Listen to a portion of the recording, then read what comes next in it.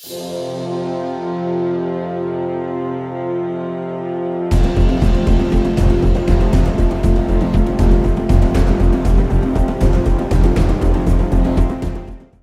everybody, and welcome back to Week 17 of the NFL season. This is Chalk Talk. Today's episode, we're going to be breaking down the main DFS slate. We got a large one as there's no Thursday night football. I think it's is it a 14 or 15 game slate? 15. Yeah, it's a large one. It's all the teams. We're going to be giving you we're going to be giving you the chalk to play, the chalk to fade, and some of the plays that are off the chalk. But you know, we have a big slate to get into. Last week, how did everyone do? Anyone have a big hit or anything? I was positive. I won like 120, 125. Yeah, I was COVID positive, so did pretty good.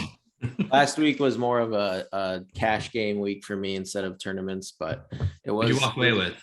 What? I had a $500 day. So there you go. Not too bad. Yeah. Pays the lunch money. But you know, this week I think is set up to be a good for, well, I always like cash games, but I think this is also a great tournament week as there's lots of games, meaning it's a lot easier to get off of the chalk when you just have better alternatives, better pivots. So we'll start off with this first game. We have Jacksonville going into New England. I'm not sure this is the game to, play and get different, but maybe you guys have something I can't see. We'll start off with Nick here. What do you see? Anything in this game?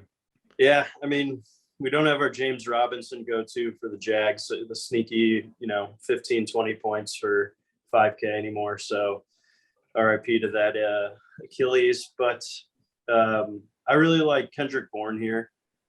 Jacoby Myers is questionable. So if I had to play anyone, I like a $5,000 Kendrick Bourne. I think, he probably gets a decent amount of looks, maybe 5-7 targets. So good upside against a bad defense here in the Jags. Damian Harris is always a good play, but he's a little expensive for me compared to some of the other running backs. So I'm kind of staying away from him this week. I don't think this is the Trevor Lawrence breakout game. I'm not sure we're going to get it, guys. What do we think?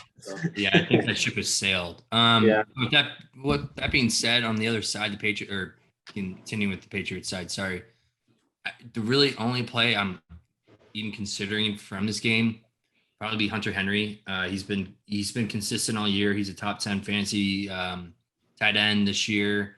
He's at 4,200. He's going to be below the top dogs, which is, Andrews, Kelsey. There's no Waller this week too. So there's so many expensive tight ends. Yeah. Yeah. And good value again, option.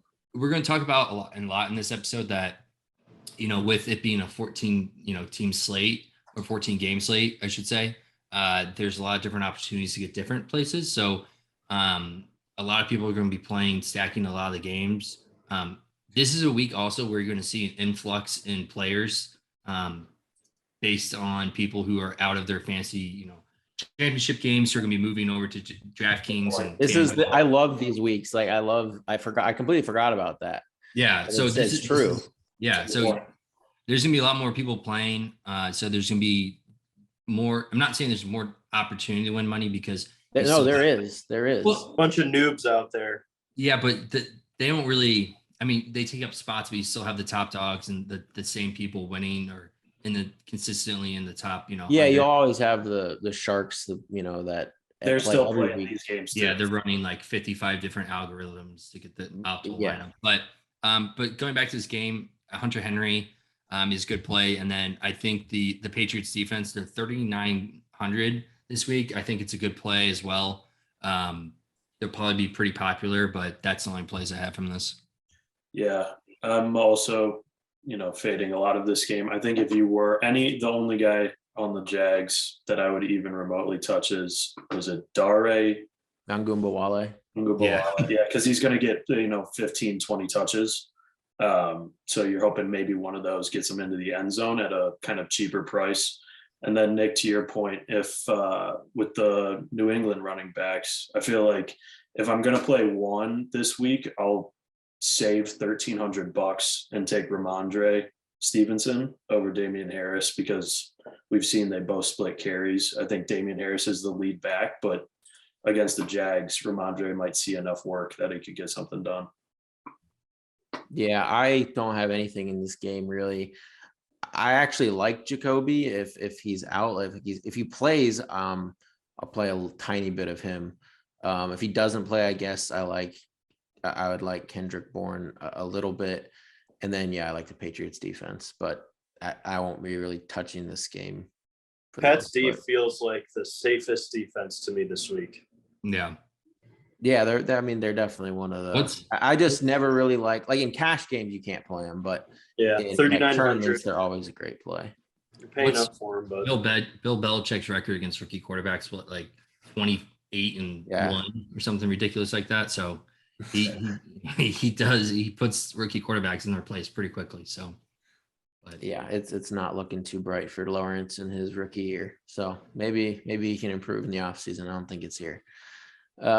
Next game, we have one of the best games on the entire slate. Not a lot of options here. I'll be looking to this game quite a bit. We have Kansas City going into Cincinnati. A lot riding on the line. Kansas City is playing for the number 1 overall in the AFC. Cincinnati's trying to secure a playoff spot. I think if they win here, they do secure one. What do we think here? Nick, we'll start with you. Yeah, I think value plays, you got to go with the Bengals wide receivers, T. Higgins at 7K. Is that a value though? I don't know. I think for a cheaper, not a top tier guy, I think he's a good option for what many refer to as a wide receiver 1 on that offense. I might have something to say about that, but he's getting the looks. He's getting the volumes of a wide receiver 1. So for that price, I do like him a lot. Another intriguing play, beyond the chalk here is our good friend Derek Gore. He's been stepping up a lot in that offense the past couple of weeks, which I think is fun. Like they kind of threw him in there with some injuries, and he made the most of his time, and he seems to be sticking around in that offense. So I love the storyline there. I kind of hope it continues. I think, just coming from a good football family, you like to see that success. So he's kind of a fun play. Definitely a flyer. I think he'll be low owned. Someone who, if you're playing, one of those showdown matchups, I think he's kind of a fun one to play. So I'll let you guys speak to the big hitters. Yeah, is Clyde is he going to play here? He's probably not playing. He's not playing. Yeah, he's not going to play. Okay, so then that leaves you with Williams at 58 and then Gore at 51. Again, trying to decipher the backfield of the Kansas City Chiefs, like backups, is just not a game I want to play, I don't think. So for that reason, I'm going to be, if I'm playing this game, which, this is one of these games that's going to be very, very popular. And I think I'm 1 for 1 on doing this. And I think I'm not full fading it, but I will have like one piece from this game. I just think that, again, with there being 14 games on Sunday, that you don't have to, basically put all your eggs in one basket. And if you do, if this game finishes 21-24, there's not going to be a lot of fantasy value there with the players that you expect to be picking especially at their salary. So, but with that being said, if you are expecting a shootout, which, Vegas is, the NFL is, every person who loves football is hoping for that, then, there's some plays here. And I think my favorite plays, it's probably going to be Travis Kelce at 7,300. He's probably going to be one of the most expensive tight ends on the slate, if not the most expensive. Mark Andrews, I think, is. Mark Andrews is $100 more than him. We'll get to that. But he called that 2 weeks ago. What? I called that 2 weeks ago. Who? Mark Andrews having good games? Yeah. I saw him against the Browns with Huntley announced. Yeah. So the thing here with Travis Kelce is he didn't play last week. So, granted he did have COVID, but we don't know how badly he was affected by COVID. So he's he had a game off to, get healthier, if you want to say that. So I like him at his price tag, 7,300. I think it's a good place to go to, especially in a shootout. Besides, Tyreek Hill, the other receiver, Whoa, excuse me there. Besides the other receivers on Kansas City, Bryson Pringle, don't trust. I think he might be highly owned as well, considering what he came off of. He's 4,100. I just don't trust the receiving core outside of Tyreek and Kelsey. So that's what I'm going to be playing from this game is strictly Kelsey. Yeah, Kelsey's definitely the move here. When you got both him and Tyreek playing, Pringle and Hardman barely see anything. Like you're like basically throwing a dart to see if one of them catches a touchdown to like get to their value, or a bomb or something like that. Kelsey's definitely the play here. Is I agree with you there, Corey. On the other side, I don't hate Joe Mixon at 7.5K, a guy that is involved in both the run and the pass game heavily. And I think with the Chiefs pass rush, you could see a couple of like dump off plays, screen set up designed for him to slow them down a little bit. So those would be my two guys here. It's hard for me to pick a favorite play from this game because these will be two of my higher owned quarterbacks. So I'll have so many different variations. I do know that if I'm playing Mahomes or Burrow, I'm 100% playing that quarterback with two players. Running backs can be included. So I'll still play Mixon with Burrow and Darrell Williams with Mahomes. But I will for sure be running them with two players and then one player on the opposite team in every lineup I make with one of those two quarterbacks. I guess if I had to pick favorites, I'm always going to lean Chase over Higgins, even though I like them both, and I'll have some lineups that have both of them in there. And I think on the Chiefs, I think I prefer Tyreek just because of the slate. I think it's one of those slates where you're going to need an extremely high score, just like last week. And Tyreek just has just slate breaking upside, like where you could just get in like what T. Higgins did last week. And there's not many receivers that can do that. So I'll probably lean Tyreek over Kelsey, but I still like Kelsey a lot. And, Uzoma on the Bengals side, I'll be playing. So yeah, I'll be stacking this game in many different ways, but I guess I don't really have a favorite. It's a fun captain mode. Yeah. Yeah, that's for showdown. Mhm. With your play, Derek Gore, I think what you said about showdown, he's viable, but I don't think on Yeah. a 14 game slate you can play Gore at $70 cheaper than Williams. Yeah, I agree with that. I've actually been having the most success in those showdown captain modes. So I've been kind of looking at it from that perspective a lot more recently. I don't even know what there's. I only play showdown on the primetime games. I don't play them on the main slates, but yeah, that's kind of it for that game. I think that's a really good game to get pieces from though, if you're not stacking it. Next game, we have Philadelphia going into Washington. I don't know. I don't really have many. I think there's a few.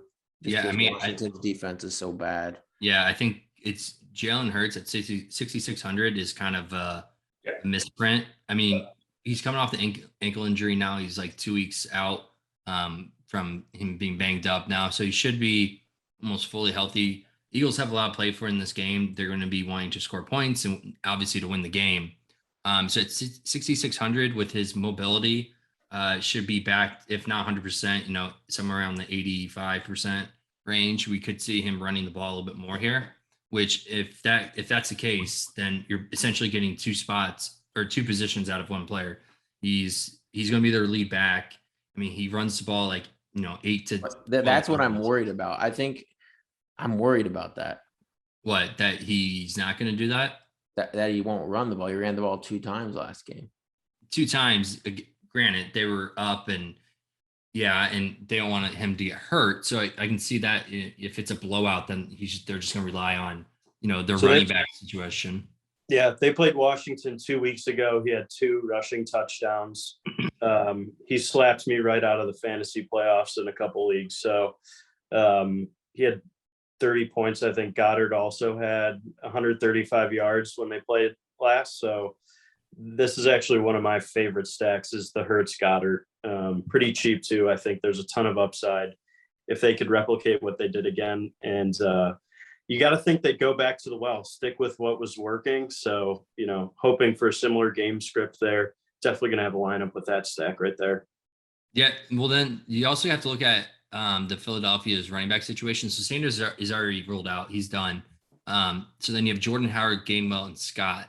So if Howard's out, Gainwell is usually their receiving back, and Scott would carry the load there. So at 4,900, that's something to look at, especially for this big slate. If you do expect the Eagles to get up early and often, then they're going to be handing the ball off to Scott, and he could carry the ball 17, 18 times for 100 yards or whatever it might be in a touchdown. So when he's had his opportunity, he has looked good. So that just keep an eye on that throughout the week. Come Saturday, check out the injury report, and if the other two running backs are, or at least if Howard's out, then I think Scott deserves a look at.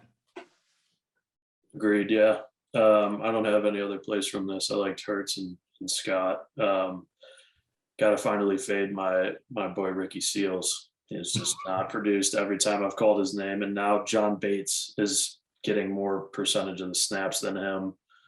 As much as the Eagles suck against tight ends, worst team in the league against tight ends, I just don't think you can play unless you really are hurting for salary. John Bates at 2.9K, but I don't love it.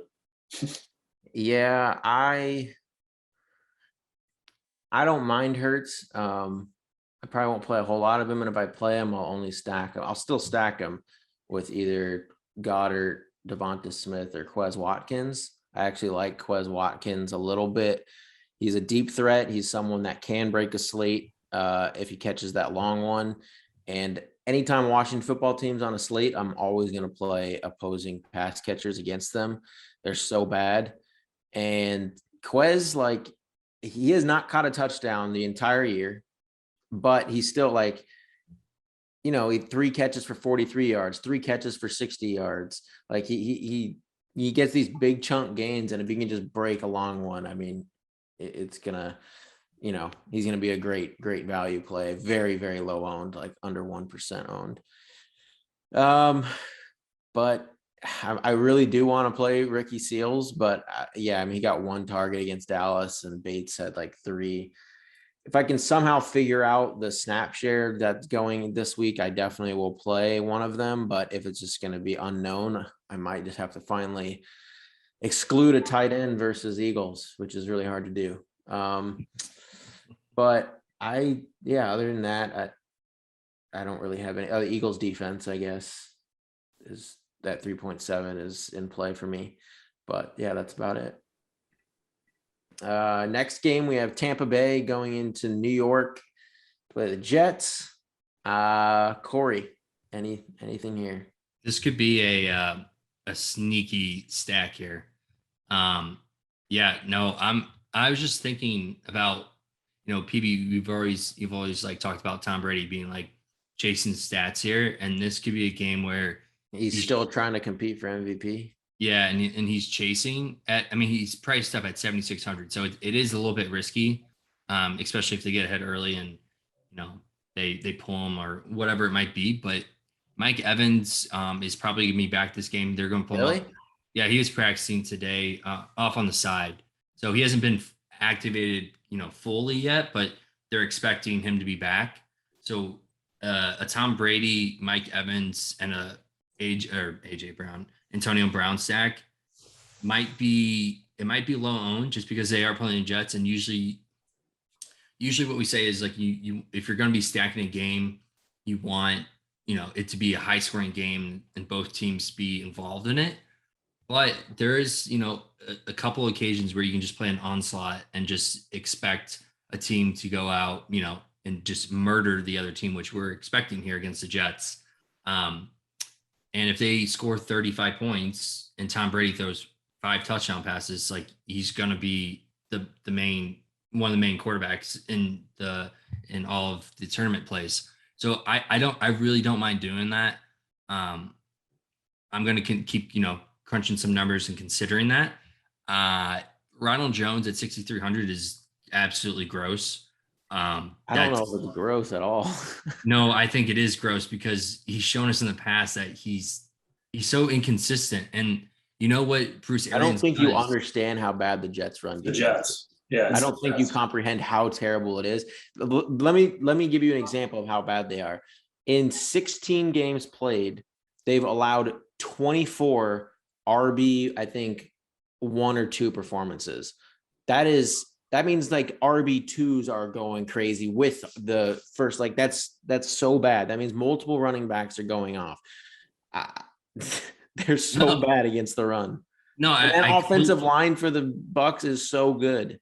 No, I completely understand that. But what I'm saying is if Bruce Arians, he does not trust Ronald Jones at all. And the only reason he's there is because he's the best back they have left right now. Right. Exactly. Okay, but what happens if he fumbles in the first quarter? He's been prone to do that, and Bruce Arians sits him for the rest of the game. And I don't trust Ronald Jones at all. I understand Keyshawn Vaughn's in there. 7 carries, 70 yards, and a touchdown last week. I don't know. It's tough. Like he's a play though. Like, yeah, you're right. If they bench him, we talked about this last week. He was cheaper last week too. I don't think he had as good of a matchup, but we talked about like, yeah, he could be benched at any point, but you just have to think about it. The percent chance he gets benched versus the percent chance he doesn't, and how often he succeeds in this spot, I think outweighs the chances he doesn't succeed. I know, I agree, but like I said, I like the Brady stack here with Mike Evans, and I agree with you, Corey. Tampa's got they're tied for first highest implied total. So they're at 29.5, almost 30 points, according to Vegas's numbers. I didn't think Mike Evans was playing. And this, if he does play, I still like this stack. I like the Brady, Rojo, AB. I think AB is going to absolutely tear this team up. AB has incentives. I think I saw something about the incentives. Yeah, he does. There you go. Right. So he needs, and Brady knows that. Like they're boys. So like he's going to go out of his way to like throw him the ball 10, 15 times this game. And if they're going to get to that implied total, they're going to be scoring a lot. So I think AB is definitely a smash play here. If Mike Evans doesn't play, it's a better cash game play because at 6,100 as the wide receiver 1 there. He's a lock in cash if Evans. Yeah. It'd be hard. It'd be harder to play him in tournaments. He'd have to really go off. But and on the other side, it's not like obviously it's the Jets. But a guy that Nick has brought up a good amount this season, Elijah Moore, is coming back from COVID, and he's just torn it up when he's played, regardless of who's throwing him the ball. So if you do run a stack here and you wanted to run a guy back, I think I'm going to Elijah Moore. Yeah, I was going to say the same thing. I think he's going to have a good opportunity too. We know that the Bucks' pass defense is nothing special. They're missing their 2 best edge rushers in JPP and Shaq Barrett. So their only pressures coming from Vita Vea. And then in the secondary, they're missing Winfield and one of their cornerbacks. Bunting. So yeah, Sean Murphy-Bunting. So I think it's a good opportunity for him to do a run back. If Mike Evans plays, I think that actually takes some pressure off AB because I think he's still going to feast. So I like both those receivers. I was going to say I would actually stay away from Keyshawn Vaughn if you're trying to play one of those running backs. His stats are a little skewed. He had a 55-yard rushing touchdown last week. And then the other 6 rushes, he only put up 20 yards. So like the narrative you were saying, Corey, Arians doesn't trust Rojo. I don't like either of these backups. So it just seems like all signs pointing to a big AB day. Yeah, I think if Evans is out, he's just like an absolute must. Even if Evans is in, he's still pretty close to a must. I kind of hope Evans is in so that less people go to him. Exactly. I think regardless, AB is going to be popular. I think if Evans is in, he'll still be popular, but slightly less. Evans is going to be probably really low owned, I think, regardless. Like no matter what, if he plays, I think he's going to be low owned. And the run back, I think Elijah Moore was on, I think he had an injury. Like he was on COVID. He was on the COVID list, but he was. I thought it before said that. they placed him on IR. I get quadriceps too. So he hasn't resumed practicing yet. So he might not even be in. If I had one running back, it would be Braxton Berrios. That would be like the only jet I would use in a run back.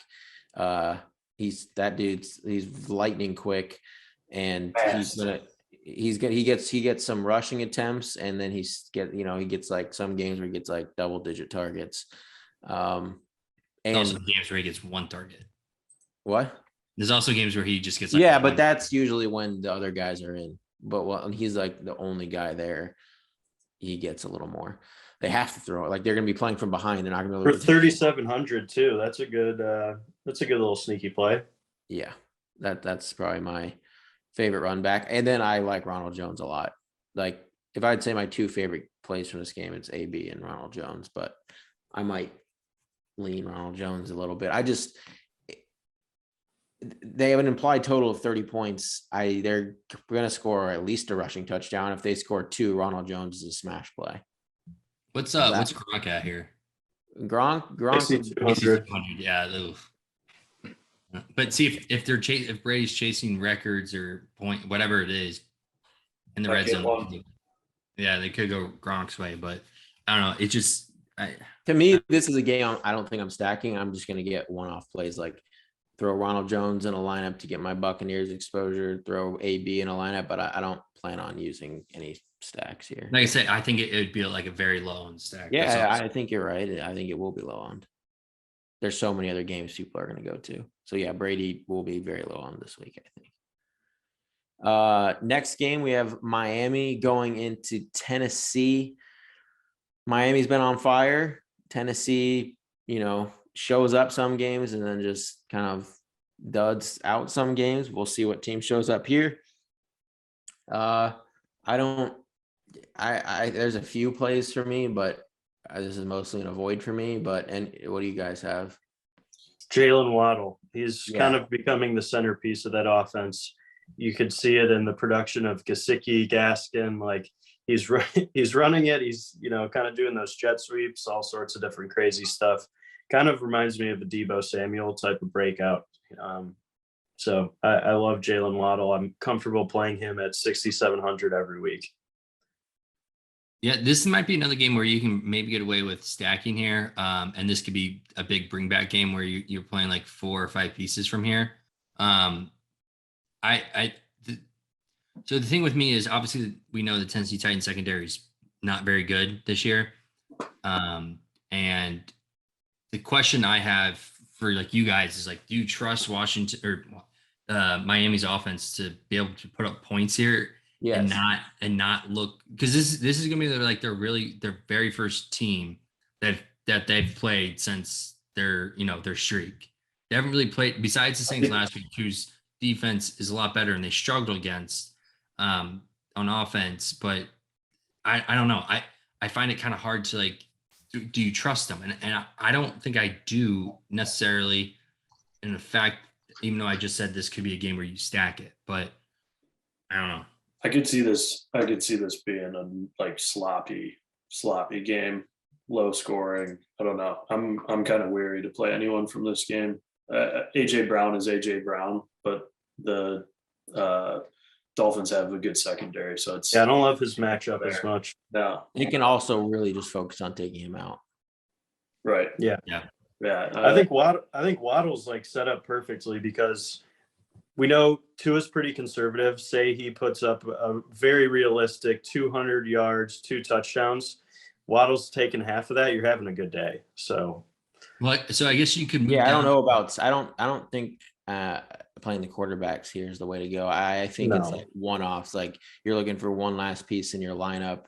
Maybe you have 6,800 left. You throw Waddle in, 5,300 left. You throw Parker in. Yeah, I was just about to say Parker. He wasn't targeted last week at all. But we know Tua loves him. I mean, in his games he's played this year, barring last week, the lowest targets he's received is 5. So yeah, Parker, Tua likes going to him, and Tennessee's defense is terrible. So my 2 favorite plays from this game were Parker and Waddle. And then you got Julio Jones, who's on COVID, which it doesn't even matter because he's done absolutely nothing this year. He's 26 receptions, which is crazy to think about because years past, at this point in time, he's out. Julio. No, you just. Oh yeah, no. I'm done with Julio. He's cost me fantasy championships because of him. So, but if you do think in the terms of this is gonna be a high scoring game and you need multiple pieces, I mean Chester Rogers at 3,400. What is it with you and Chester Rogers? I swear you've mentioned that damn dude like That's 6 shows this year. I don't get your obsession with Chester Rogers. I'm saying if you're stacking this game and you need a cheap piece, Chester Rogers. I mean, this is a 14-game slate. Chester Rogers needs like no 25 chance. Plus to be in a winning lineup. Is he getting that? He's gonna be I'd rather play Barrios. Yeah, there you go. Exactly. He'll be the number 2 receiver there. So I'm just saying that with volume, that is, if it's gonna be a high scoring game, the volume could be there. So all right. From now on, every show we're doing a count of how many times you mentioned Chester Rogers' name, because it's gotten up there. I swear I've heard that name too many times for a DFS show. I'm just just looking to help out people here. I'm a people. Has Chester Rogers helped anyone out this entire year? He has 1 week. He's done. I don't think so. Well.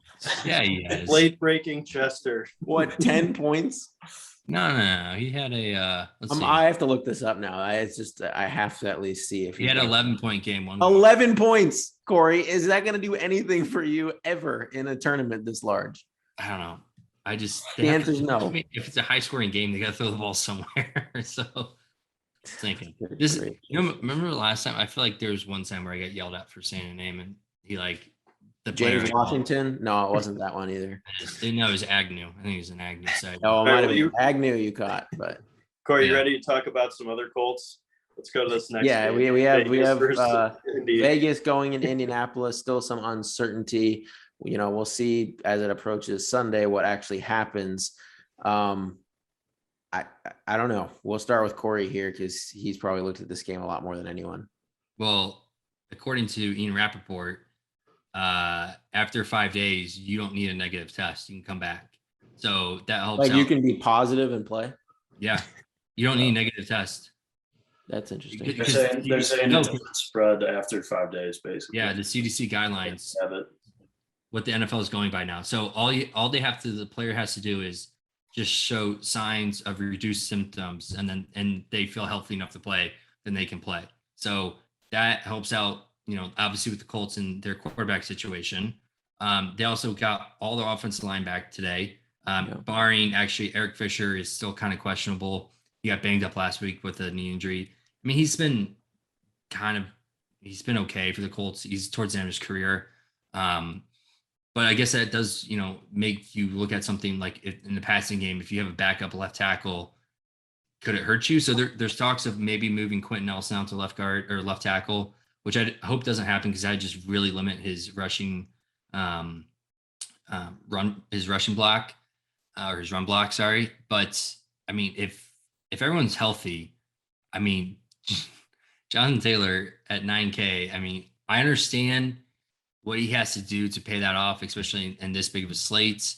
The last 2 times he's played on Saturday. So we haven't seen him on the main slate. This will be, in 2 weeks, but so let's talk about this. If Wentz does miss this game, what's the Colts game plan going to be? It's going to be running the ball 50 times. And they have wait, sorry, I missed that. Did you say if Wentz is in? Out. If Wentz is out. Yeah, so if Wentz is out, so their game plan is going to be to hold on to the ball as much as possible and not let the Raiders, have possession. So that just essentially means that Jonathan Taylor is going to be a game where he touches the ball 30 plus times. So I don't understand why you laugh about having a game plan and executing that game plan when you go from Wentz to Ellinger. You can say that's the game plan. I just don't think it's a successful game plan. That's okay. Last week we were out 5 starting offensive line. Yeah, but Wentz was in there. Okay, that matters to me. All right, but I'm just saying running the ball behind a banged up offensive line. Taylor still had 100 yards. So it's like 30 carries. Still 100 yards. But it's about yards per attempt. But now we have a healthy offensive line. So I'm just letting you know that Taylor is a play here at 9K. He's the second highest, total or salary player on the slate. I love him. The Raiders can't stop the run, and that's been evident the entire year. Nick Chubb had a great game against them a couple weeks ago. This is a spot where, I mean, the Browns were playing with backup quarterback and backup offensive lineman, and Chubb still had a great game. So I think this is, you put him in your lineup and you're just like, all right, he's Derrick Henry now. You just plug him in your lineup and he's good for 15, 25 points. So that's, you don't 15, you're drawing dead. You know what The I mean? Raiders are exceptionally bad. I would say Yeah. against most other teams, like I would side with you, PV, but the Raiders are really bad. Like, I agree. They're bad. not good. So, and then for, tight ends, Darren Waller is going to be out. So Monroe is going to be very popular because the Colts are not very good against tight ends. Is he gonna be popular though? And this is a playoff push. He was too, one of like- my sneaky, he was He's one of Both my- teams. He's 3,800.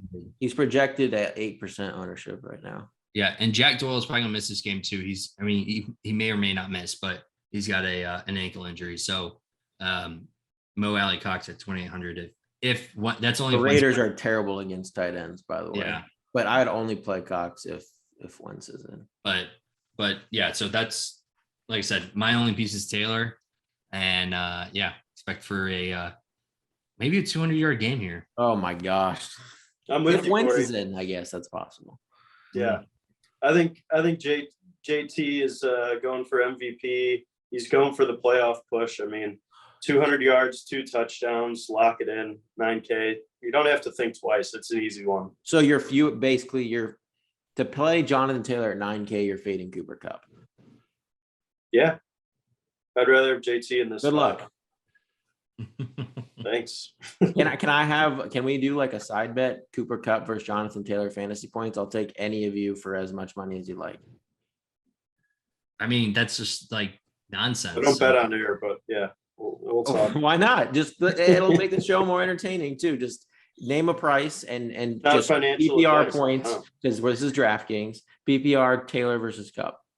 Because if you can't bet that means why not just play Cooper Kupp? Because you can't play both of these. It like logistically it doesn't fit into a lineup. You have to fade one of them. You could play some in half of your lineups and some in the other half too. Mhm. I think the Rams have more options, especially if Cam. Then take Akers the is bet. back. Why would you not take the bet? I'm giving you. I'm gonna free take money the then. bet. We're just circling here, so I don't know. If you won't. only take the time bet. will tell. I just think Cooper Kupp. I mean, yes, he's having a Hall of Fame fantasy year, but Those are the I don't decisions you know. have to OBJ make on the snakes slates, though. touchdowns now in the red zone, so with And Cam Cooper Akers Kupp is back, putting up 25 with 0 touchdowns.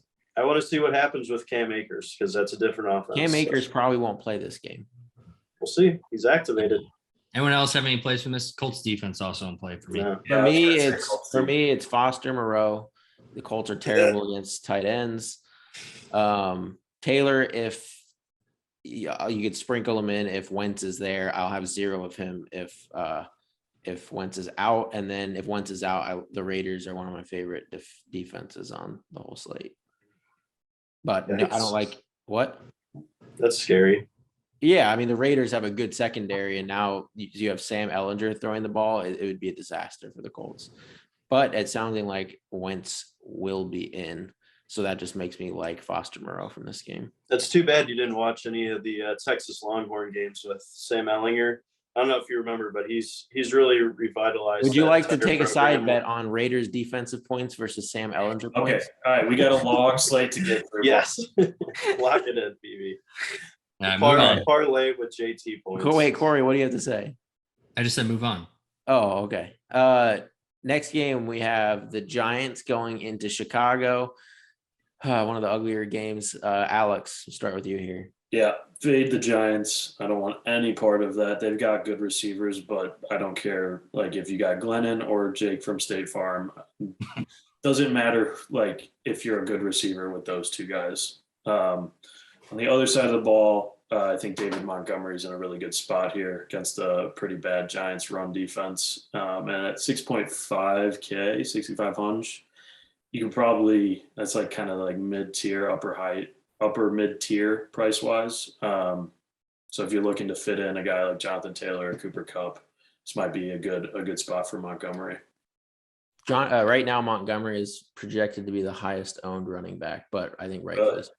Yeah, he's projected higher than every other running back ownership wise. So for listeners who don't understand, that's someone you would then take in cash and probably fade in larger tournaments. Yes.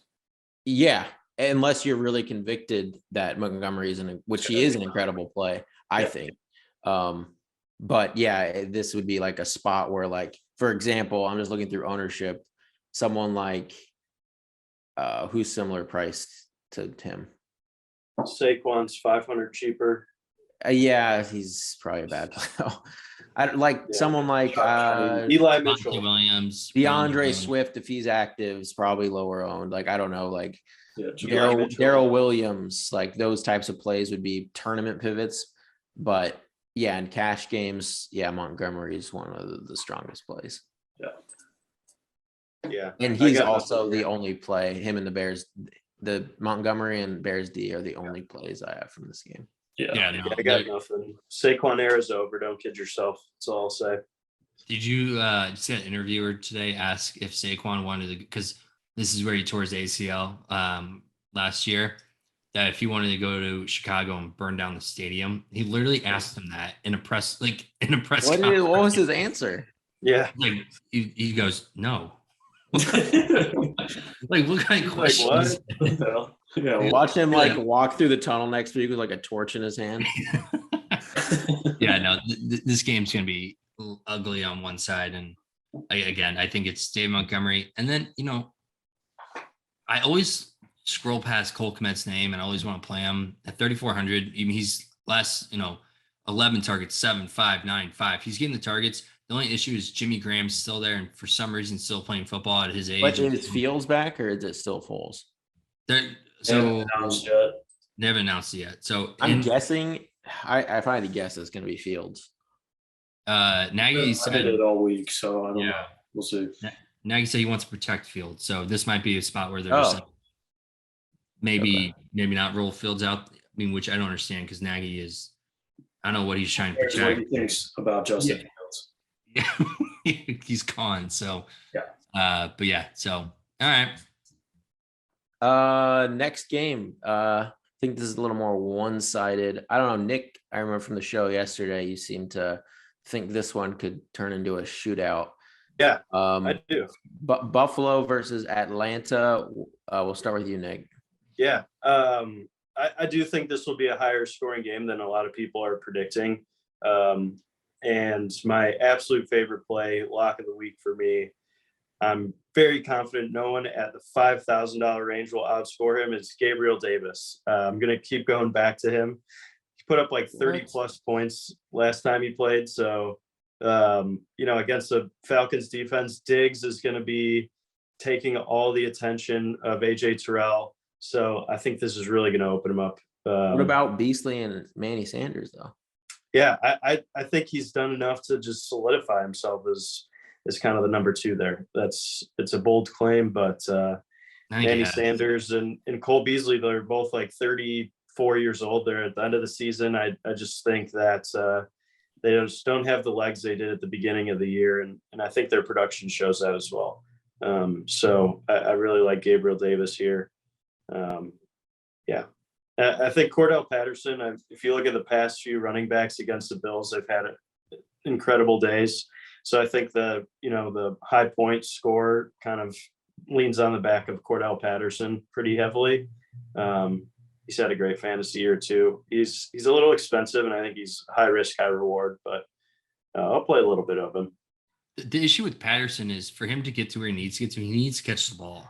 Yeah. And if he's not catching the ball, I mean, he's not producing. I mean, 7 for 14 last week, 11 for 18, 16 for 58, 13, 78. I mean, the weeks where you saw him absolutely just explode is when he's getting, huge amounts of targets and he's catching the ball in the backfield. If he's not doing that, I'm a little worrisome, because he's not like a true running back. He's a converted receiver to running back. I understand he has the lightning speed. And do you know what Stephon Diggs said about him? What did he say? He said he was the most impressive talent he's seen since Adrian Peterson. About who? Okay, about Cordero Patterson. did they like go to school together or what? It was just the thing I saw. He was like, the dude's a generational talent. He's the best I've seen since Adrian Peterson. Okay, well, he is very They said blind.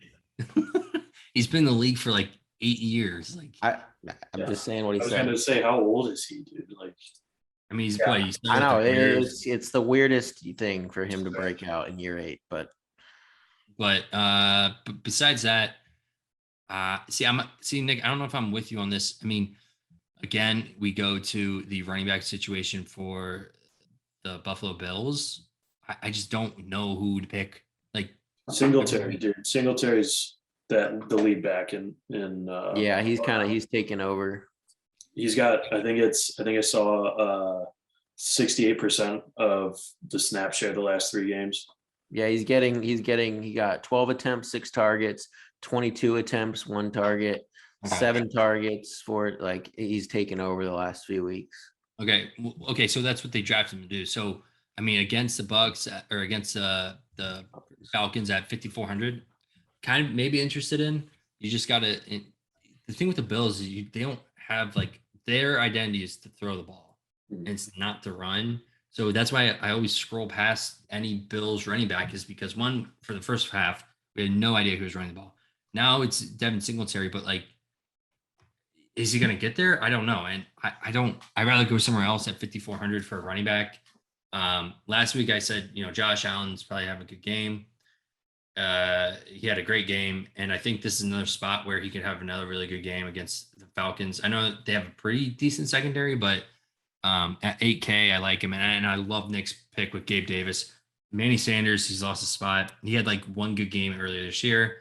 He's not doing anything. And then, Beasley is kind of a nuisance there, taking up, shorter routes from Gabe Davis. But I mean, like he's their main red zone target right now. He's got like 4 touchdowns in the last 3 or 4 or 4 Yeah, touchdowns. but he in the did last get some 4 of that games. without some people being there. Now you have everyone there: Knox, Beasley, Sanders, and Diggs.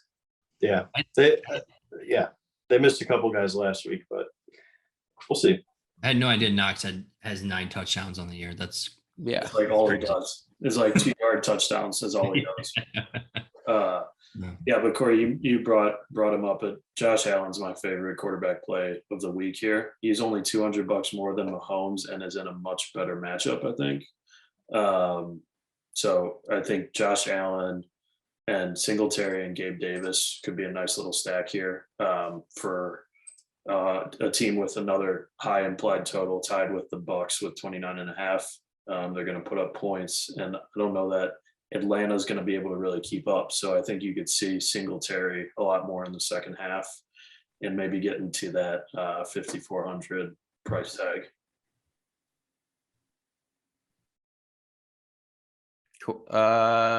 Did everyone go except me? Yeah. I like Josh Allen too. I worry that the Falcons. I love playing Josh Allen, but I always struggle to play him because I always look for a run back. And I think the Bills defense is still pretty solid. And so that's where I struggle to find a run back. I think Kyle Pitts is my favorite one just because you get to fill a tight end position. And he pretty much is like a receiver.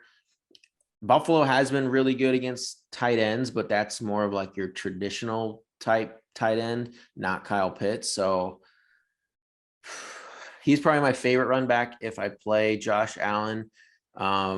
Bill's D's been doing well even without Trey White. I'm surprised. Yeah, that's like That my scares worry me. playing. I know you think, Nick, the Falcons might be able to keep it closer, but I don't know. I don't know if they can. I think they're going to keep it 14 points close. I don't know that it's going to be like a nail biter. That's where I struggle to. Yeah, if I had to run it back, Kyle Pitts is going to be my go-to. But obviously, if I'm playing Diggs, it's 16K pretty much to play Diggs and him together. So if I go Diggs, it just feels like a lock that they're going to put up. Like Josh Allen's going to put up 300 yards, 2 or 3 touchdowns, maybe rush for 1. I think Josh Allen 30 points on that offense, Yeah, so I think in order for him to be the slate winner, Josh Allen would have to score 30 35 plus. Like, and other quarterbacks would really kind of have to dud out. Because if you have any of these cheap guys get in the 30s, it would bump Josh Allen out of it because they'd be able to pay up for some other spots. So that's Josh Allen's path to being on the winning tournament lineup this week, is scoring 35 plus, all while some other quarterbacks fade out. But my favorite quarterback's coming up in this next game. You're gonna love it, PB. Oh, well, I think I already know who it is. So next game we have the Rams going into Baltimore. It's looking, I think Lamar is going to be out. I mean, he wasn't at practice today, I don't think. No, he didn't practice today. That's bad. Like going from a limited practice to a do not practice is usually a bad sign. After not playing for 2 weeks, also. And he looked like he was limping in practice in his limited one. So it's most likely going to be Stafford versus Tyler Huntley, coming off the COVID list. I definitely think there's plays in this games in this game. Well, Nick, you have your quarterback play here, so. I actually misspoke. It's going to be the next game. It's the game. Wow, Nick and I might be on the same page. Yeah, but I do love Stafford here. I think if you're paying up for a quarterback, I do like Stafford. I mean, that Ravens secondary is atrocious. So I actually like him better than like Kyler Murray, which is kind of the same price. Him and Lamar and Burrow are all pretty much in the same range. So Stafford's my favorite one there, just with the ease of defense. I'm a little disappointed. I kind of became a Van Jefferson fan there for a little bit, but I think with the emergence of Odell, he's settling into that offense and stealing all his target share. So I would avoid Van Jefferson pretty much from here on out, honestly. Still got 6 targets. Yeah, I just don't think he has that upside that you're going to need anymore. I mean, red zone looks are going to Odell. Odell, he gets a lot. He's only $400 more too. Yeah, so it's tough. I was becoming a Van fan. You could just play the one guy ahead of them all. Yeah, that's true. The chalk. Yeah, we should just call him Mr. Chalk.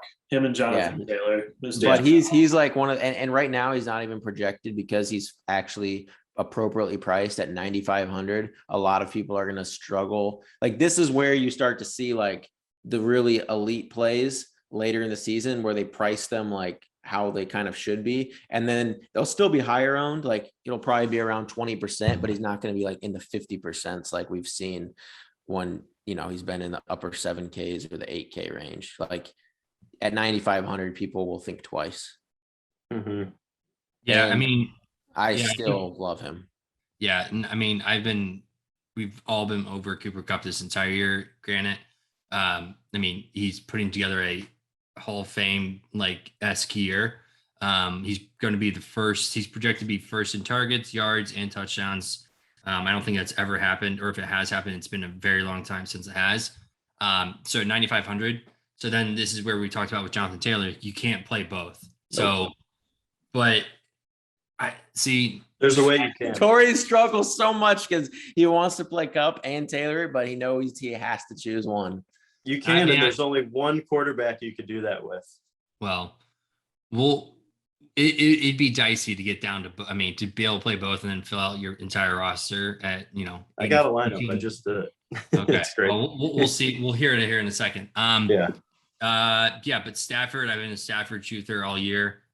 He's had his ups and downs, but he's still a good quarterback. And especially in this position where he's against practice squad players, he should have a blow up spot here.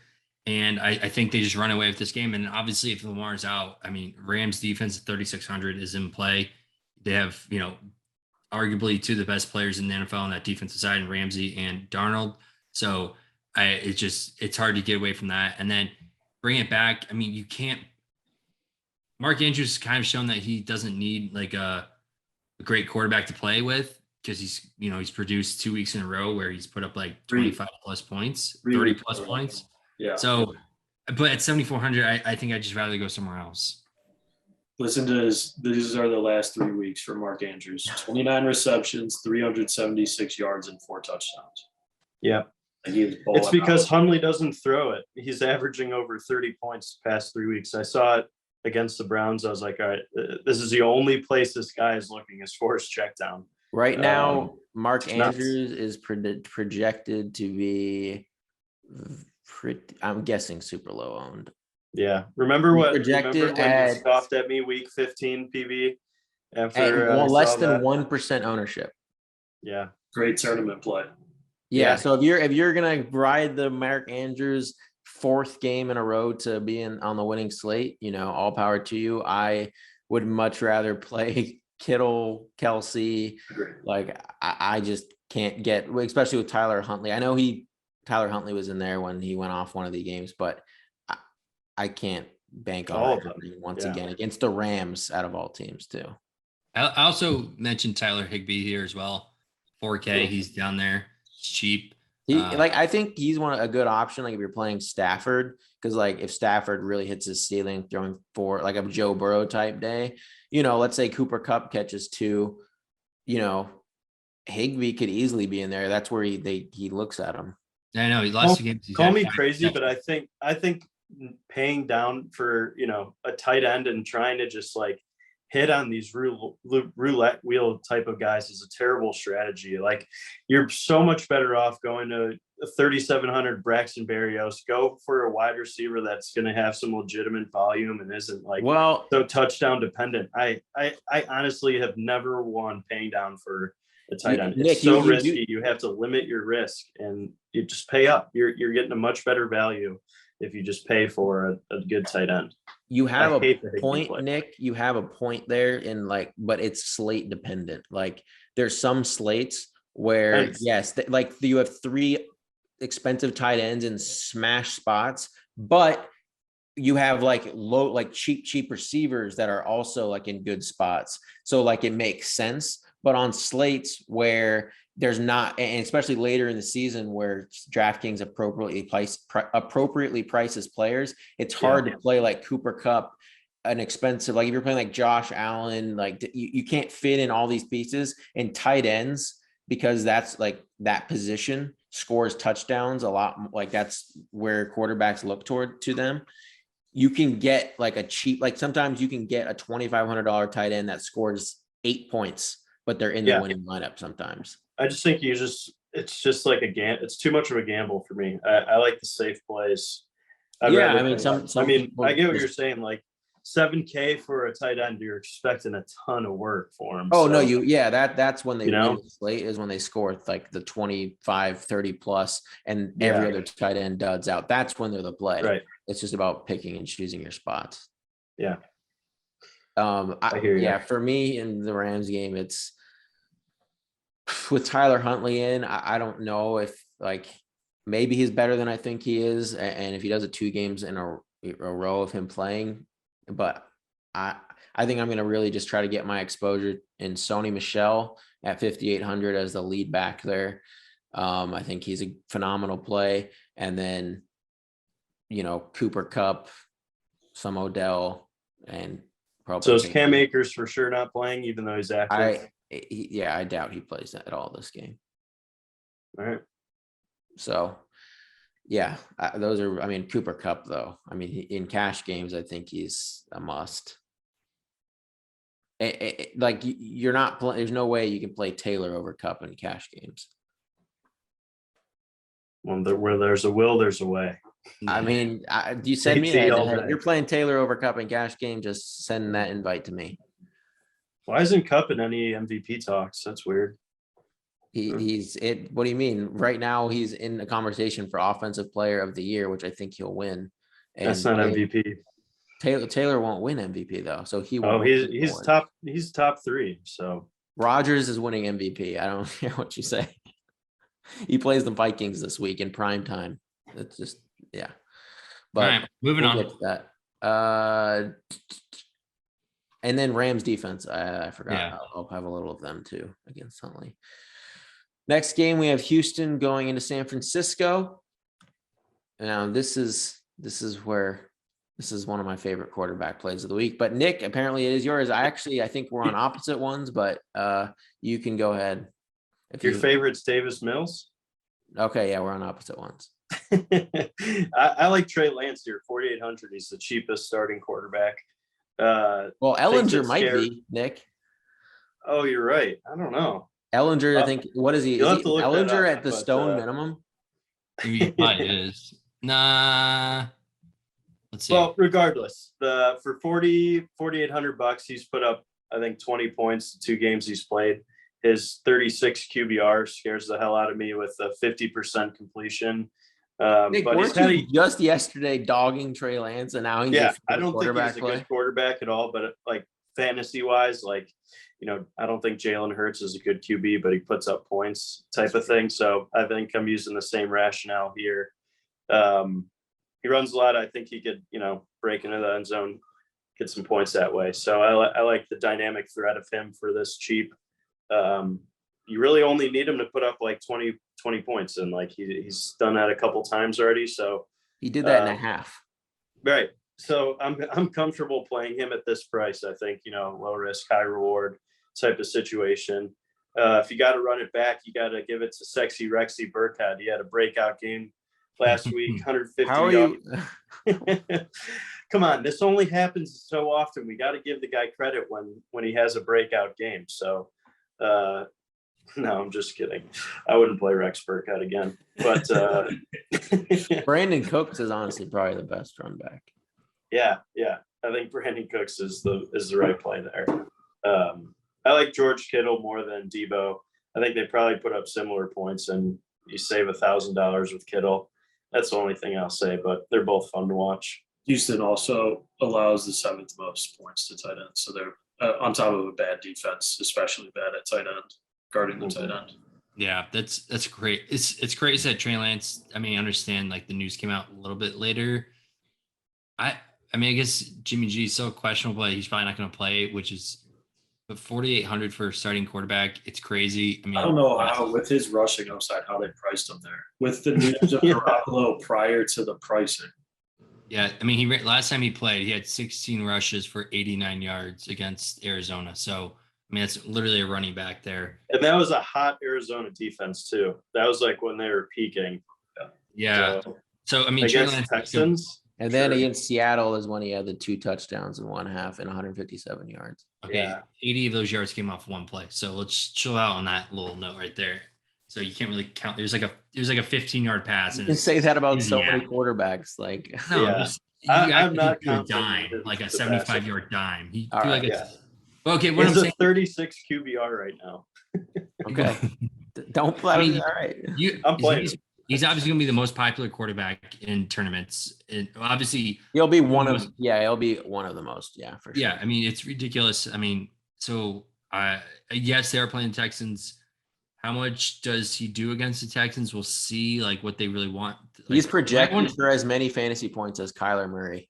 Yeah, so this might be a game where they're like, all right, let's see what we have with Trey Lance, and they just open up the entire playbook to him. So that's a possibility for sure. And he's getting a full week of practice. It's not like he's not been practicing. So he's a full week. Debo at 8,700. He's almost proved that he almost proved that he's matchup proof. He does so much. He went 9 for 11. He had so many yards like after the catch last week against the Tennessee Titans. And, I think this is a spot where he's like one of the most expensive receivers on the slate, rightfully so, because he does run the ball a lot. I like Debo. I know, Nick, you saved 1,600 going down to Kelsey, but I think they both get it done. It's just which one. Kittle, you mean? Kittle, sorry. Yeah, I think Trey Lance is just a smash play. He's projected for over 23 fantasy points, and he's 4,800. That's just outrageous. He's easy because he's cheap. Like, I don't think, and he's a quarterback because of he runs so much. That's baked into his projection. I don't think you stack him with 2. I think you just stack him with either Debo, Kittle, or Ayuk, and you just pick one of those 3. My favorite is Kittle, just because it's that, that position, that premium position, and a great matchup. So that's my favorite stack with him, and my favorite run back is Brandon Cooks. If this game's going to stay close, but yeah, I think I'm definitely playing Lance in cash games. I think the only actual quarterback I'd consider over Lance, because I think he's projected for like raw points, a few more, and that's Dak Prescott. But it just depends on how much value opens up. But I think Lance is most probably the play. Do you think Davis Mills can continue to produce? I mean, he's been doing it the last couple starts he has. I mean, yeah, an average. I mean, he put up good points last week. So, I mean, it's not a terrible look. The 49ers defense is a little bit better than the Chargers. So I guess Jeff Wilson against the Texans, if he's the only back there, he would be incredible. We talk about tournament leverage. If you faded Lance and you just played Jeff Wilson, you're getting incredible leverage because all those Lance teams, every time Wilson scores, you're just blowing past them in tournaments. Yep. So yeah, that's kind of my thoughts here. And 49ers defense will be in my player pool. Next game, we have Denver going into LA to play the Chargers. I have like barely, I don't know if I have maybe one or two plays in this game. Anyone have plays here? No, Chargers are disappointing. I think yesterday we talked about how bad the Denver defense is. How bad the Denver defense is? I'm sorry, Chargers defense. Oh, How bad the Chargers defense is and bad the Denver offense is. So I think that's just, you can't even play that matchup, which is unfortunate. But yeah, I don't really have anyone, to be honest. Maybe Keenan Allen. Yeah, I'd say, I mean, the Denver Broncos receiving core is so good, and they just can't get the ball to them, which is just so pitiful. Cortland Next Sutton, year will be fun. 4,500. Jerry Jeudy 5,100. I mean, it's just they have the weapons there. They just don't have anyone to get them the ball. Running back wise, though, I mean, again, Javonte Williams and Melvin Gordon, they've been below 5 or below 6K this entire year. Now they're getting priced up. And running backs beat up traditionally against that Chargers D. So yeah, but the issue is like oh yeah, if it was just one of these, like Javonte had the back, oh my gosh, he would just. They're both beat up and they split. It's just like everything in this game just doesn't add up for me. Yeah, I mean Eckler, he's healthy now. I mean he's 8,200. Yeah, that's so expensive. If you play Eckler, then it's hard to. You couldn't really play Taylor. No, I know, which I'm saying, but in last time they played, he went 12-31.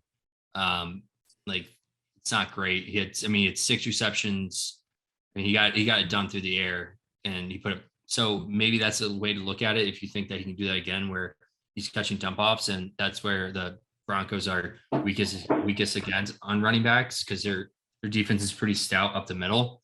But I mean, you could get away with Justin Herbert, 6,800. I know the matchup's not great and Denver has a great secondary, but again, it's a spot where he looked bad last week. Could be a bounce back spot. They have to win this game. They got to put up points. So maybe it's a look at, but I mean, he burned me. Yeah. Let's see. Last time they played, they won 28-3. So, or 28-13. So, I mean, or no, they lost. They lost that game. They only put up 13. Yeah. So I don't know. I think it's hard to play anyone from this game, to be honest. Yeah, agreed. All right. Yeah, I think Chargers defense is solid, and I like Noah Fant a little bit just because the Chargers have been bad against tight ends, and I don't know. I think Drew Lock looks towards his tight ends a bit more than Teddy Bridgewater did. So I'll have a little like 2% Noah Fant. So yeah, next game we have Detroit going into Seattle. Another game where Dust Bowl of the plays. week. I think there's a few. I think there's at least Like, a few. I think this is a game you don't play the quarterbacks, but I think there's one-off plays in here that you can just as your last piece of your lineup. Yeah, I like both of the running backs here, Penny and Swift. Both at like Swift is super cheap. Yeah, both at like 6K. Swift especially. I mean, he's coming off that injury, so it feels like what's weird is it feels like Detroit is still trying to win games. It's so strange. Like it makes no sense. Why are you bringing Swift back at all? Exactly. Momentum for next year. I think they need something to build on, some positive momentum. I think that's all it is with Dan Campbell. He's a motivator. He gets up for these guys, so I like that about him. Yeah, doesn't know how to call a game, but gives a good pump brings up. that locker room together. Yeah, my favorite 6K receiver is Amon-Ra St. Brown. He's put up around 20 points the past 4 weeks. So he's projected for I like him right now. Yeah. I don't know. I can't trust anyone on the. I mean, I understand the production's been there for St. Brown as of recently, but like, what has he done? I mean, he didn't do anything all year, and now it's like the last 3-4 I think he was a rookie, like he was coming into the role, but I mean, not only does he get the targets, he's got at least 1 or 2 rushing attempts in his last 3 games. Like they're basically making him the focal point of the Detroit. He's getting over 8 level targets. volume. Yeah. Okay, over okay. 8 receptions the past 4 games. Yeah, he has 12 been. 12 and 11 targets. I am not disagreeing with you in any, like, I'm just saying he's doing that all without DeAndre Swift. Now DeAndre Swift's back, he catches the ball out of the backfield so much. Like, I mean, targets for last time he played. So he got hurt in the Chicago game. He already had 3, and he only played like 1 quarter. 4, 6, 5, 10, 7, 6. It was different though. What was different about? Amon-Ra is now like they've made him the focal point. Like it's not like they were still trying to figure out their offense literally that far into the season. Just by Thanksgiving, they were still figuring out their offense. And now they've decided like Amon-Ra is the focal point of the Detroit passing offense. I mean, I think he sees a decline here. If anyone, I'm playing Swift here, and that's about it. I like Alex is calling Penny because Detroit sucks against running back, and Penny's obviously the guy now.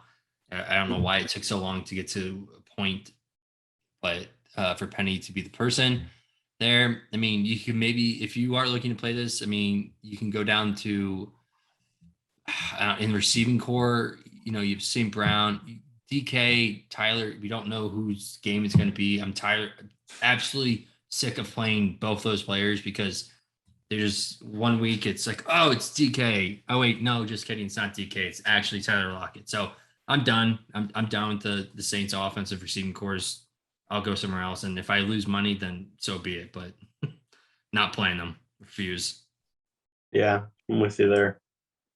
Alex, oh yeah, you said okay. Well, I'm really torn. This game is like confusing me because like I like pieces of both sides of the game, which makes me almost want to play like Russell Wilson, but I just don't think I can, especially both these teams do like to run the ball when they can get away with it. And I think both these teams probably can get away with running the ball against these terrible run defenses. So it could just turn into a really fast game in which people don't score a lot of fantasy points. But I always prefer Metcalf to Lockett. So probably still have some Metcalf. I have to play some Amon-Ra St. Brown just because of what he's been doing. I just can't ignore that, especially at 6K. That volume is pretty crazy. So I'll have some of him. And Swift, I would like more than Penny. Like if it's for sure, he's just like the lead back. But with so many backs in that backfield now, I don't know. Like if they just ease him back in, I need to figure out that situation before I would play him. But if he's a lead back, he's if they say he's getting all the work, he's a phenomenal play at 6K. Mm-hmm. Supposed to be rainy in Seattle all Sunday as well. Yeah. So that also favors the run game. Penny is tough because he doesn't really catch the ball. Peterson's now on IR though. So I don't know. He's a tough one because Pete Carroll has historically not liked playing Penny. So we'll see. Next game, we have Seahawks defense. I will have some of them in my player pool as well. Carolina going into New Orleans. I don't think pass. I think Taysom Hill is in consideration just because of his rushing floor, but it's hard to play him because you don't know who to stack him with. And I'd rather just play Trey Lance at 4,800 than Taysom, and he's easy to stack. So I think really the only play in this game is Saints defense. I think Saints defense is like probably one of the best cash game plays at 3,400. And well, let me see if Saints D is going to be high owned in tournaments, because then I just pivot off of them. Yeah, Saints are projected to be like one of the top 3 defenses. Yeah, So, I think Kamara's too expensive here. Yeah, yeah, no. I would rather No. pay down. I'm not going to play anyone in this game. I'll be honest. Yeah, and it's Maybe, great. Whenever I don't like playing anyone, it's also great to play the defense, because you don't have to like, it's You're just not torn. Maybe a Robbie Anderson sighting. Maybe Go 4,900. ahead. I mean, if I were to play any Panthers, it would be Robbie Anderson. Yeah, I mean he's actually gotten more looks now, and he's kind of producing. But now Sam Darnold's coming back, and he never looked at Robbie Anderson. That's true. Which makes no sense. They played together for years. Yeah, Robbie Anderson's gotten 10, 8, 12 targets when Cam's been in. Before that, I mean, I don't know. Maybe he will get, but actually that kind of makes me intrigued a little bit. So yeah, I guess very minimal, because we played Robbie Anderson for like the first like 6 weeks. I know it was terrible. He's like he was the original DK Metcalf, but this is a game where I'm not really touching, and I just, because the over under is like 37, so it's gonna be a low scoring. That's why the Saints defense at 3,400 is one of the best. Yeah, I don't mind it. I like that play. Game of the week here coming up. Maybe. Yeah, this is definitely tied for the game of the week with me with Bengals Chiefs. But yeah, this should be an incredible game. This will be one of the most popular DFS games. I think it'll be more on the Cowboy side, meaning you can really get different on the Cardinal side. But what do we think here? We'll start with Nick. Yeah. This is tough. Like, it's like the one week that I don't want to play anyone on the Cardinals. I usually like taking someone. Yeah, I mean, maybe Rondell Moore, like just as like a shot in the dark. First, yeah, I think so. First price, but like at the same time, he's only put up like 4 or 5 points, so like he could ruin your day. I mean, CeeDee Lamb is definitely the safest for 7,100. I think, like, for not the top guy, but I think he's pretty nicely priced for his value. He's due for it. Like, he hasn't. It's been like what, 6 or 7 weeks since he scored a touchdown. Yeah, it's been a while. It does seem like. I think one of these Cowboys receivers is going to have like a. I think Zeke is too expensive in this spot. 7,100. I mean, for a shared backfield with Tony P, who's always prone to a nice breakout. I don't like spending that much money on someone who's not the focal point of the offense. So I really only like CD. I don't trust Christian Kirk, but what do you guys think? Michael Gallup's down to 4,800. I understand it's now the receiving core is back together and all 3 of them are playing, and he's playing third fiddle there, or maybe even fourth fiddle, even behind Schultz. But Dalton Schultz, geez, oh man, that guy's been getting volume. Yeah, he's been producing the last couple of weeks here. 8 receptions the past 2 weeks. Yeah, I think that's pretty interesting. Yeah, I mean, I've liked Dalton Schultz, but Cardinals defense is pretty good. I don't know. I think this is a game that if you do think it's gonna be a shootout, if I'm taking a quarterback, I'm taking Dak. Dak feels safe. At 6,700, he's pretty. Dak is so cheap at 6,700. But then, like, you look at his games where he's been like, they've been winning, like he's been kind of like inconsistent of like scoring wise. They've been winning, but like against the Giants, he had 11 points. Washington. No, I get that, but it's more of like Dak's his range of outcomes. Like, his ceiling is so high in this spot in particular, with a team that could keep it close with them. Like, they throw the ball so much when it's like neutral. Situations, like they just toss the rock all game long. Like, he scored 34 points last week and he didn't get moved up in the salary. So Dak, and then you go CD or Cooper. It depends which one you think is gonna have a bigger game. Cooper gets more targets, and not maybe more targets, but I feel like he's just more consistent because he's not running the deep ball. If Dak's missing on the deep ball, then you got Cooper underneath. But yeah, I don't know. I guess my favorite play would be Dak from this game. Yeah, with me, I like both Dak and Kyler. I guess I lean Dak slightly just because you get a $600 discount, and they have a higher team total.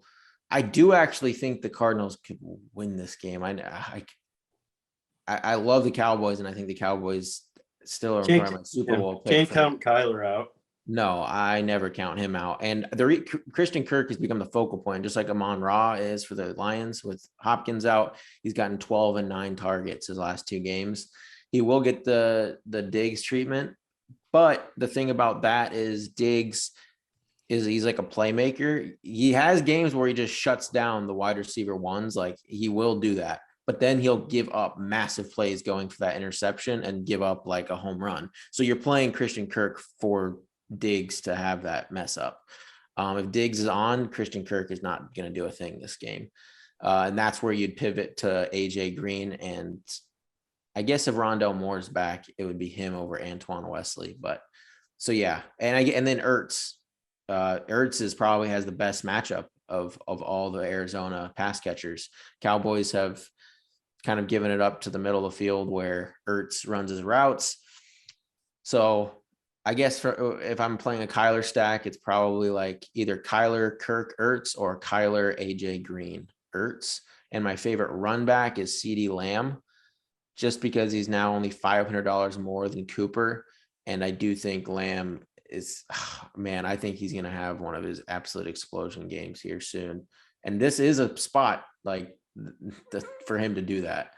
And if it's not Lamb, it's Cooper. Yeah, Byron Murphy's plays the slot, right? So Amari Cooper's going to see him a lot more. No, Lamb plays out of the slot. Well, the thing is Lamb plays out of the slot the most. Okay. Yeah, Cooper, they rotate so much outside, but then they will rotate Cooper, like they rotate them kind of in and out. But I think Lamb primarily plays out of the slot. But yeah, I think this is I mean, I'll even have some Zeke. I hate Zeke, but like whenever I have a game that I absolutely love, I'll never like fade pieces, even if I don't really like them that much, just because I'm not going to get burnt by one piece, even though I stack the game up in a million different ways. And if Connor's out, Chase Edmonds also is a phenomenal play. All right. But yeah, that kind of wraps up this slate. We'll go through our conviction plays now at each position and then build our lineup. All right, I'll start off with quarterback play here. I'm going to go Jalen Hurts. All right. Alex? I'll go Trey Lance. Highest on the slate, Josh Allen. Okay, I'm also going to go with Trey Lance. I know he's the chalk, but I've loved him the whole year before the season, so I have to go with him. Next, we have running back. Nick, we'll start with you. I'll take the easy one, Jonathan Taylor. Give me the hometown boy, David Montgomery. Yeah, I'm going Taylor too. I think I'm gonna go Ronald Jones. Yeah, I don't know how, the fact that Ronald Jones is left fielder there, guy. What? Left field right there. No, I talked up Ronald Jones. Yeah, all right. I just think he's in such a good. The Jets are so bad. Yeah, I'll go Ronald Jones. Receiver. Okay, we'll say no one can pay Cooper Kupp. Okay. I'm going with Antonio Brown. The next Chuck. Yeah, you took mine there. I think Jamar Chase is in a good spot here with all the points that are going to be scored in that game. Yeah, I like Jalen Waddle this week. I'm gonna go CeeDee Lamb. Yeah, CeeDee Lamb. Next game we have, next position we have tight end. I'm gonna go with Higbee. Yeah, go ahead, Dick. I'm still I like Gronk. red zone looks. I think Kelsey's gonna smash. Is the obvious choice to me. I'm gonna go with Foster Moreau. Sneaky guy. Yeah, he's 3.8K, and if I'm gonna pay up at Lamb, Cooper Cup, and these guys, I have to get probably cheaper at tight end. So going probably Moreau. Yeah, now we'll go ahead and build a lineup. All right, let's get this in. All right, who wants to start it off? I'll start. I love to start. Let's start it from the bottom. Give me the Saints defense. Okay. Of course, I like that. I think that's the best cheap D, right? Yeah, they'll be, the thing is that they're not really like the most chalky, but they'll be like over 10%, which, you know, it's That's fine. all right. But Definitely when we got two convictions looking at Trey Trey Lance, why not slot him in here so we can get one of those Jonathan Taylor, Cooper Cup type guys in here as well. well, I think we have to stack Lance. So do we like Debo or Kittle more? Kittle. I say Kittle. Yeah, take Kittle. Yeah. And then usually you'd want to bring back, so it would be either Rex Burkhead or Brandon Cooks. I like Cooks. Yeah, I would agree with Brandon Cooks. Okay. 5,700. Running back. Actually, let's go receiver here. Let's go down towards the bottom and let's grab Gabe Dave. Nice. That's who I was going to pick. Davis, I don't get it. What do you mean? 5K. You'll see. Yeah. He's the wide receiver 4. Yeah, but he puts up numbers, dude. He put up like 25 points last game he played, week 15 against Carolina's good defense. No, he didn't play at all week 16.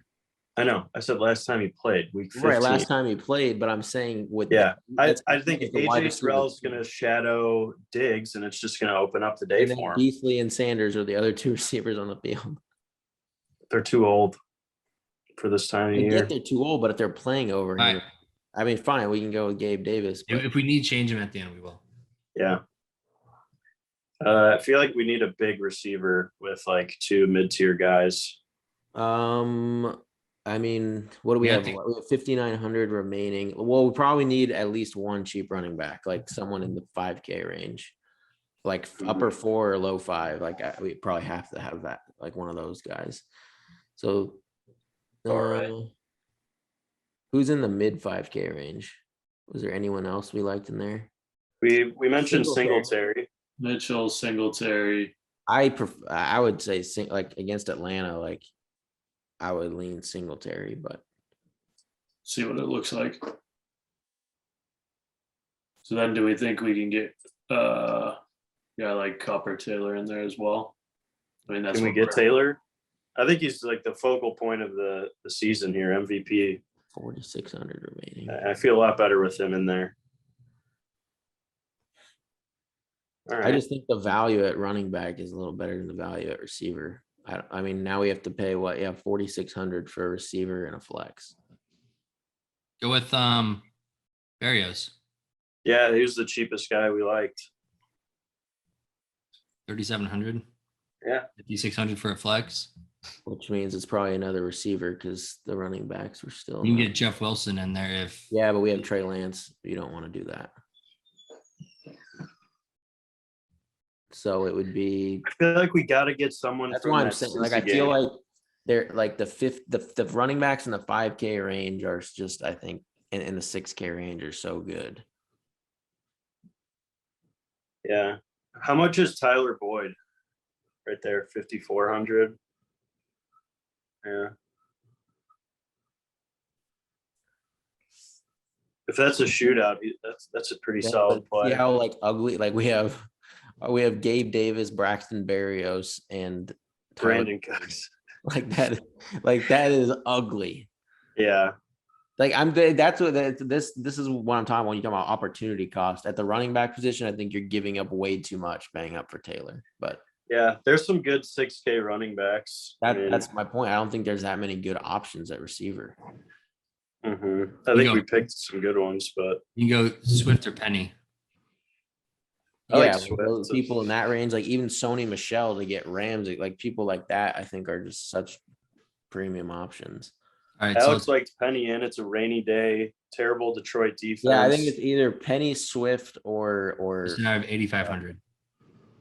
He's the only one there. That's a little bit safer. Then you can get Tyreek at 83. Sheesh.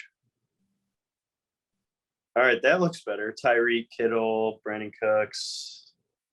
Yeah, but this, I guess, paying for Kittle also shows you that maybe paying down. But I mean, if we're playing Lance, we have to play like Kittle or Debo, I think. So yeah. All right, lock it in. Yeah, that's lock it in. Lineup.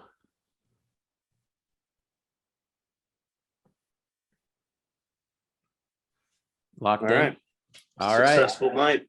We'll see what happens this Sunday. Forgot to do the damn giveaway at the beginning again. So hopefully if anyone's listening at the end, you might be the only one watching. What did we do last time, Corey? Because it was something like hard to pick kind of. What do you remember? Alex is giving away his Bitcoin bag. So we're giving away a quarter of a Bitcoin on Alex. Not happening. Oh, what did we do, Corey, last time? I think we did a gift card, right? Corey, you're muted. Yeah, he's muted. Yeah, you're muted. No giveaway this week, guys.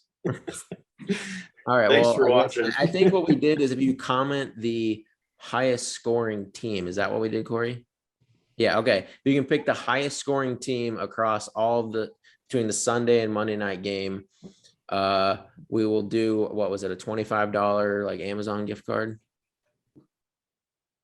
Sounds good to me. Yeah, we'll do that. So $25 to Amazon gift card if you can comment the highest scoring week on YouTube. And if you're on Spotify, please leave a review or any streaming service. So thank you guys for watching. This is Chalk Talk. We'll see you next week for the final week of the season.